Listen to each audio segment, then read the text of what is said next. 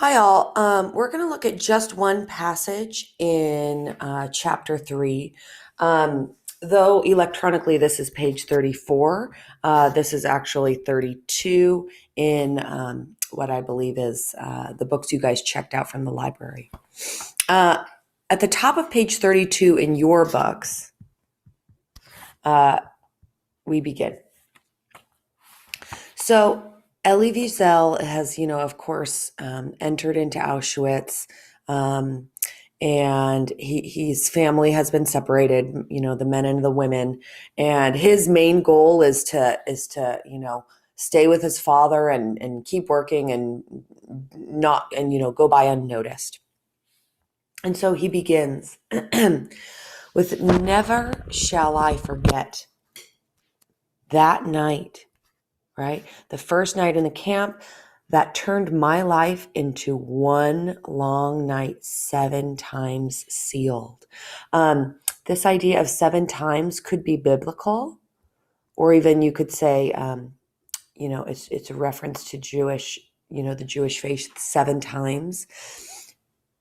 And that one night now extending into long nights 7 times is really emphasizing the length and the duration. Sometimes night can seem endless. And so that endlessness is then compiled maybe 7 times. He repeats, "Never shall I forget that smoke," right? And that's the first smoke that they smelled, that of burning flesh, right? He continues, "Never shall I forget the small faces of the children whose bodies I saw transformed into smoke under a silent sky." So those are now the faces of the children whose flesh is burned. "Never shall I forget those flames that consumed my faith forever." So remember chapter 1, Elie Wiesel was very devout. He was hungry to learn about his religion. But perhaps that first night, right, these flames are burning more than literal babies. Maybe abstractly, it's consuming his faith as well. And so maybe we can see here, this is one of the first instances where his faith is in essence dying at the camps, right? It's being challenged. "Never shall I forget the nocturnal silence." Again, a kind of wink to night. But that nocturnal silence that deprived me for eternity of the desire to live. So here, Wiesel is saying he no longer desires to live. "Never shall I forget those moments that murdered my God." Ooh. So those moments that are murdering Elie Wiesel's God might be the burning of the children, right? A reference just up here, up the way. "And my soul, it murdered my God and my soul and turned my dreams to ashes." And so maybe my dreams of, studying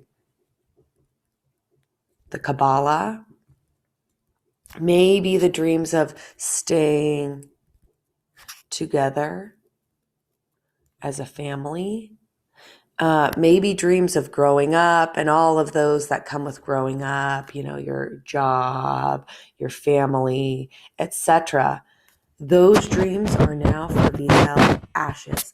And he's only 12, 13 at this time. "Never shall I forget those things, even if I were condemned to live as long as God himself. Never." So right here, we're seeing some, repetition. "Never shall I forget." 2, 3, 4, 5, 6, 7. So interesting that he repeats "never shall I forget" 7 times. Perhaps that could be a kind of wink to the 7 times sealed. But also, even though this is repetition, it could also be called parallel structure.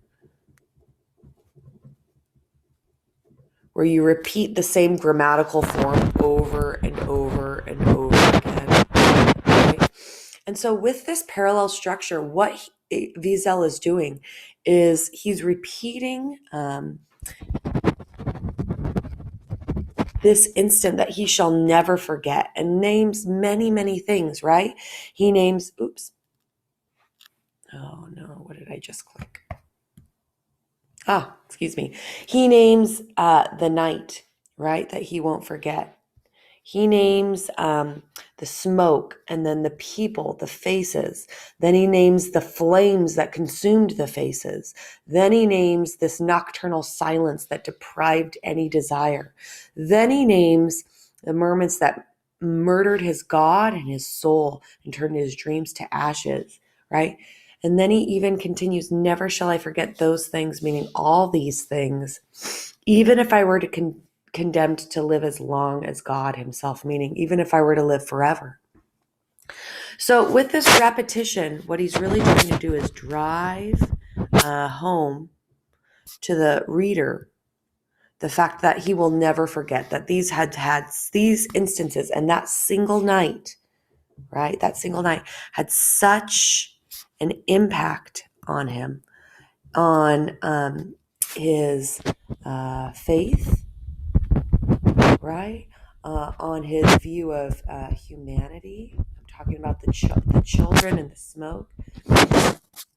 And I'm, mostly the faith. And it's unfortunate, it's ironic, because actually he enters the camp with a strong faith. And that first night that he spent in the camps really challenged that.